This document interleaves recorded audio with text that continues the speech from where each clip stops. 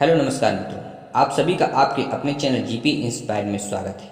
मित्रों, यह कहानी एक घमंडी कौवे की है जिसे अपनी ऊंची उड़ान पर बहुत घमंड था।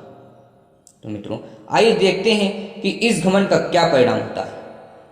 तो कहानी को शुरू करने से पहले अगर आप हमारे चैनल में नए हैं तो चैनल को सब्सक्राइब करके बेल आइकन जरूर प्रेस कर लीजिए। एक बार हंसों का एक झुंड समुद्र के तट के ऊपर से गुजर रहा था।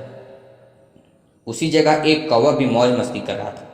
उसने हंसों को उपेक्षा भरी नजरों से देखा और कहा, तुम लोग कितनी अच्छी उड़ान भर लेते हो। कौवा मजाक के लहजे में बोला, तुम लोग और कर ही क्या सकते हो, बस अपना पंख फड़फड़ाकर उड़ान भर सकते हो। क्या तुम मेरी तरफ फुर्ती से उड़ सकते हो? मेरी तरह हवा में कलाबाजियां दिखा सकते हो? नहीं, तुम तो ठीक से जानते भी नहीं हो कि उड़ना किसे कहते हैं। कौवे की बात सुनकर एक वृद्ध हंस बोला, यह अच्छी बात है कि तुम यह सब कर लेते हो, लेकिन तुम्हें इस बात पर घमंड नहीं करना चाहिए। कौवा बोला, मैं घमंड अवंड नहीं जानता। अगर तुम में से कोई भी मेरा मुकाबला कर सकता है तो सामने आए और मुझे हरा कर दिखाए। एक युवा हंस ने कौवे की चुनौती को स्वीकार कर ली। यह तय हुआ कि प्रतियोगिता 2 चरणों में होगी। पहले चरण में कौवा अपने कर्तव्य दिखाएगा और हंस को भी वही करके दिखाना होगा, और दूसरे चरण में कौवे को हंस के कर्तव्य को दोहराने होंगे। प्रतियोगिता शुरू हुई। पहले चरण की शुरुआत कौवे ने की और एक से बढ़कर एक कलाबाजियां दिखाने लगा। वह कभी गोल गोल चक्कर खाता तो कभी जमीन छूते हुए ऊपर उड़ जाता। वहीं हंस उसके मुकाबले कुछ खास नहीं कर पाया। कौवा अब और बढ़ चढ़कर बोलने लगा, मैं तो पहले ही कह रहा था कि तुम लोग को और कुछ भी नहीं आता, और हंसने लगा। फिर दूसरा चरण शुरू हुआ। हंस ने उड़ान भरी और समुद्र की तरफ उड़ने लगा। कौवा भी उसके पीछे पीछे हो लिया। यह कौन सा कमाल दिखा रहे हो? भला सीधे सीधे उड़ना भी कोई चुनौती है?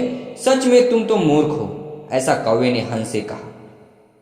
पर हंस ने कोई जवाब नहीं दिया और चुपचाप उड़ता रहा। धीरे धीरे वह जमीन से बहुत दूर होते गए और कौवे का बड़बड़ाना भी कम होता गया और कुछ देर में बिल्कुल ही बंद हो गया। कौवा अब बुरी तरह थक चुका था, इतना कि अब उसके लिए खुद को हवा में रख पाना मुश्किल हो रहा था और वह बार बार पानी के करीब पहुंच जा रहा था।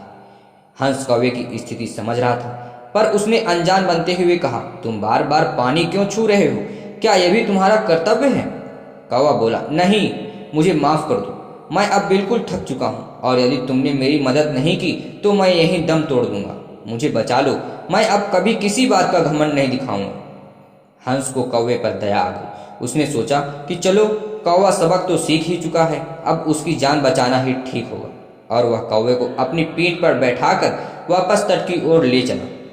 दोस्तों, हमें इस बात को समझना चाहिए कि भले हमें पता ना हो, पर हर किसी में कुछ न कुछ गुण जरूर होते हैं, कुछ न कुछ क्वालिटीज जरूर होती हैं जो उसे विशेष बनाती हैं। और भले ही हमारे अंदर हजारों अच्छाइयाँ हों, पर यदि हम उस पर घमंड करते हैं तो देर सवेर हमें भी कौवे की तरह शर्मिंदा होना पड़ता है। एक पुरानी कहावत भी, घमंडी का सर हमेशा नीचा होता है। इसलिए ध्यान रखिए कि कहीं जाने अनजाने आप भी कौवे वाली गलती तो नहीं कर रहे हैं।